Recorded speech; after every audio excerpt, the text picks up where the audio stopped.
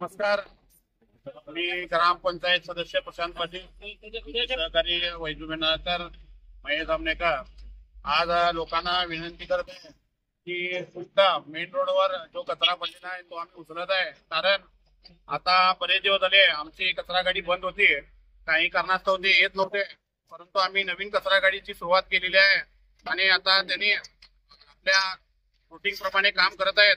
तरी गावातील सर्व नागरिकांना विनंती आहे की इथं कचरा टाकलेला, आम्ही काल मीटिंग झाली आमच्या ग्रामपंचायतीची मध्ये, इथं ठरवलेलं आहे की इथं आता मेन रोडवर कचरा टाकलेला 500 ते 1000 रुपयाचा दंड आकारण्यात येईल. तसे आम्ही तरतूद मीटिंग मध्ये केलेली आहे आणि त्याच्या व्यतिरिक्त कुणी दादागिरी करण्याचा प्रश्न केला तर त्याच्यावर पोलीस कंप्लेंट करण्यात येईल.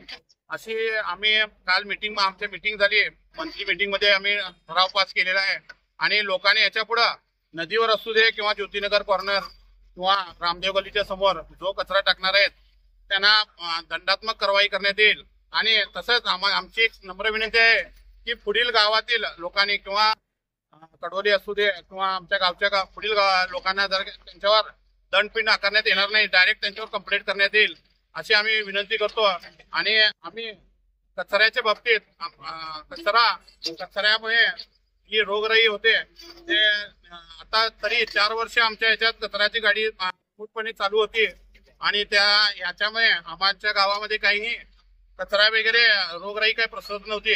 आता थोडे दिवस आमच्या गाडी बंद असल्यामुळे या कचऱ्याचा प्रादुर्भाव झालेला होता. तो आम्ही लवकरात लवकर आम्ही त्याच्यावर निचरा केलेला आहे आणि पुढेही करीत राहीन. आणि कचऱ्याच्या बाबतीत आम्ही दंडात्मक आणि कंप्लेंट, पोलीस कंप्लेंट यापर्यंत आम्ही पुन्हा नाही सोडण्यात येणार नाही. कोणी आमचा भाऊ असू दे, आमच्या परिवारातील असू दे किंवा कोणतेही असू दे, आम्ही सोडण्यात येणार नाही अशी विनंती करतो.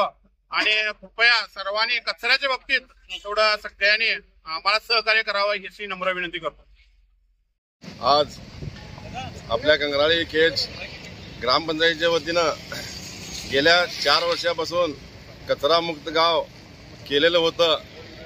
पण अलीकडच्या 1-2-4 महिन्यामध्ये आणि भरपूर असं कचऱ्याचं सम्राट पसरलेलं होतं. रामदेव गल्ली कोपऱ्याला मेन रोडलाच ते बघायला पण होत नव्हतं. अशा परिस्थितीचं कचऱ्याचं हे होतं. तर आता आम्ही पंचायतीमध्ये एक चांगला निर्णय घेऊन आणि परत कचरा मुक्त गाव करण्यासाठी एक चांगला परवाच्या मीटिंगला आम्ही एक निर्णय घेतलेला आहे. त्याला मला आवर्जून एक सांगायचं म्हणजे सर्व आमच्या कंगराळी ग्रामपंचायत क्षेत्रातील रामनगर असो, ज्योतिनगर असो, रामदेव गल्ली असो किंवा आमचं जुनं गाव असो, या सर्व आम्हाला ग्राहकांनी आजपर्यंत मदत केलेली आहे. पण आत्ता इथून पुढं कोणतरी एकंदरीत रोडवर कचरा जर आणून टाकत असतील तर त्याला आम्ही जबाबदार पण राहणार नाही आणि त्याचं काय होईल ते पण सांगता येणार नाही.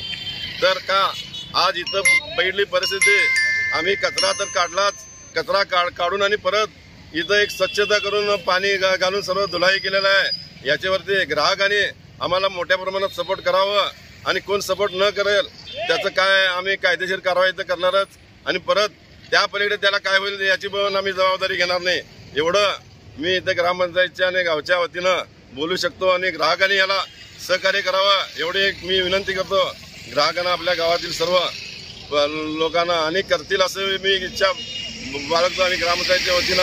आणि परत हे कचरा मुक्त गाव आम्ही अगदी तंतोतंत हे करून आम्ही करणार आहे याची सर्वांनी नोंद घ्यावी.